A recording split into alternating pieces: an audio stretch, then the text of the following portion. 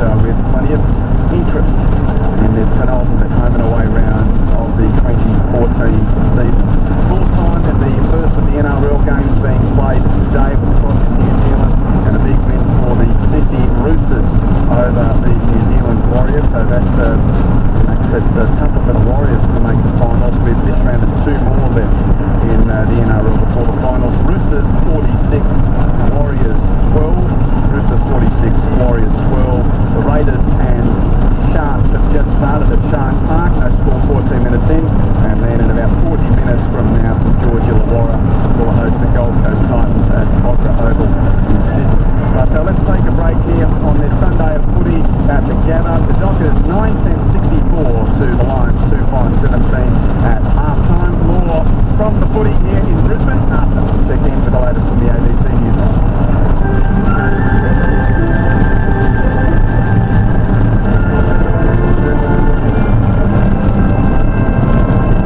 Good afternoon, Paul McCarthy with ABC News. As violent attacks continue across Iraq, there's a warning that yet another minority community is at risk of being massacred by the jihadist group Islamic State. The militants have already overrun large swathes of northern Iraq.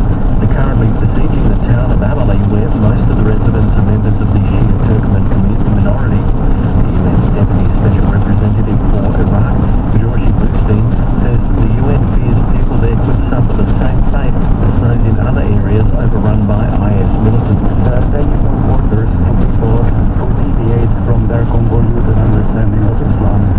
We are worried, and we have all the reason to be worried, because we have seen this several times before, and we have no reason to believe that it would be any different this time. Chinese state media says 8 people have been executed for what it calls terrorism in the region of Xinjiang. The government says separatist Uyghur militants have carried out a string of attacks in recent months. At least one of those executed had been convicted over an attack in Tiananmen Square in Beijing last October, in which 2 tourists died. The Federal Finance Minister says the government will increase taxes if the Senate blocks its proposed spending cuts. According to figures released by the government, Labor and the Greens are opposing $20 million worth of savings measures.